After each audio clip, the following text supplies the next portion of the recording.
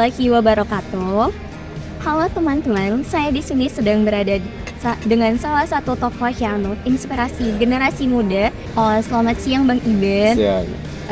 Kami sangat berterima kasih kepada Bang Iben karena telah bersedia kami wawancarai pada hari ini. Jadi kami dari SMK Nusantara 1 yang dimana kami diberi tugas dari sekolah yaitu yang bernama kegiatan Student Journey. Nah, salah satu tugas ini tuh kami mewawancarai salah satu tokoh yang menginspirasi dan memberikan dampak yang besar, dan kami memilih Bang Iben sebagai tokoh tersebut. Terima kasih. Bang Iben kan salah satu konten kreator yang cukup besar ya. Lumayan. Dan sekarang menjalani bisnis kuliner yaitu Sambal Bakar Indonesia. Nah, pertanyaan pertamanya nih, bagaimana sih pertama kali Bang Iben terjun ke dunia content creator ini, dan apa yang mendorong Bang Iben untuk membuat konten di TikTok? Awalnya banget sih ya, karena mencoba aplikasi TikToknya doang, dan waktu itu sambil kerja juga. Jadi nggak ada intensi di awal untuk pengen full time konten sih. Tapi yang kalau bahasa tadi terjun ke konten ya bener-bener itu pada saat kerja kantoran, dan waktu itu COVID, terus jadi ada waktu luang di rumah. Jadi akhirnya ya sambil di rumah sambil bikin konten, dan akhirnya pun nge-decide untuk resign dari kerjaan aku untuk full time content creator. Jadi momen terjun ke content creator full time itu ya ketika udah resign dari kantor itu. Begitu. Nah, kan konten-konten Bang Iben tuh di TikTok tuh rata-rata memberi challenge ya.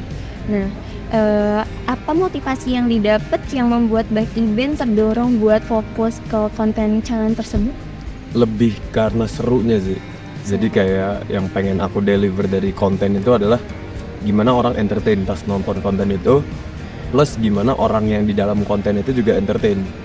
Jadi si challenge ini dua-duanya ke deliver, orang yang masuk videonya seru juga, dan pas ditonton videonya seru juga. Jadi ya itu entertainingnya itu yang jadi pokok utamanya. Baik. Ya, kan tadi sebelumnya Bang Iben tuh sebelum memulai content creator ini tuh bekerja di salah satu perusahaan. Iya. Apa sih bekerja sebagai apa? Waktu itu sebagai head legal di perusahaan investasi gitu. Sebelumnya pengacara. Pengalaman yang didapat di perusahaan tersebut itu apa? Lebih ke hal-hal legal ya.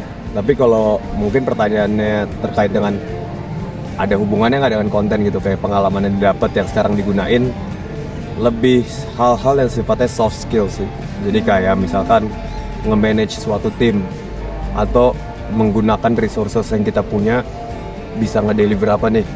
Kayak contoh misalkan dulu pas aku jadi head legal, itu aku nge-manage ada 2 orang tim di bawah aku, dan kita juga harus tektokan sama tim yang non-legal juga. Jadi dengan kerja di kantor itu sih waktu itu ya pengalaman dapetin soft skill yang masih kepake sampai sekarang tuh penting banget sih. Oke. Nah, selanjutnya kan sebelum menjadi content creator ini kan juga bekerja. Nah, tapi kan Bang Iben itu kan setelah berhenti mengundurkan diri dari pekerjaan sebelumnya itu dan beralih fokus kepada content creator sepenuhnya, apa sih yang menjadi titik balik atau pertimbangan utama untuk memutuskan tersebut? Waktu itu karena salah satunya itu aku ngerasa dua-duanya udah berjalan nih, kerjaan dan content creating dua-duanya menghasilkan juga. Tapi waktu itu aku ngerasa kalau misalkan aku bisa fokusin semuanya ke content creating, mungkin outcome-nya akan lebih gede, dan banyak hal-hal yang aku nggak bisa lakuin karena aku sambil kerja. Contoh di jam kerja ya pasti aku harus attend kerjaan aku kan, nggak bisa bikin konten. Nah aku mikir kayak ini kalau gue full time di content creating, gue bisa ngedeliver lebih lagi di sini, dan mungkin outcome-nya juga akan lebih bagus-bagus lagi. Jadi ya itu sih titik baliknya itu ya karena menyadari bahwa fokus itu perlu. Jadi akhirnya memutuskan sepenuhnya ke dunia konten. Pasti kan ada nih yang Bang Iben rasakan pencapaian atau hal yang memuaskan setelah beralih ke dunia konten itu apa? Pencapaiannya punya tim kayak sekarang sih, bisa kerja bareng tim yang yang emang cocok, bisa kerja sesuai dengan waktu yang ditentukan, terus bisa ada sambal bakar nih sekarang, ya itu yang memuaskan sih itu ya. Small things tapi yang meaningful. Berarti Bang Iben ini sekarang udah cukup sukses ya. Belum lah, masih jauh lah. Nah, Bang Iben sekarang juga menjalani bisnis kuliner Iya. sambal bakar ini. Pertama kali ide ini muncul untuk membuat bisnis sambal bakar ini tuh gimana sih? Waktu itu diskusi sih sama kakak aku, which is manager aku, plus sama partner aku juga di sambal bakar namanya Richard. Nah, di situ kita ngediscuss bahwa di Indonesia ini belum ada restoran yang tempatnya proper, tapi menyediakan makanan Indonesia, tapi yang harganya masih affordable banget. Kayak makanan Indonesia tuh antara yang di jalanan, yang harganya murah banget, tapi tempatnya mungkin kurang nyaman, atau yang mahal banget, yang di mall-mall, tapi harganya seorang udah 150 ribuan, 100 ribuan gitu dengan makan minum.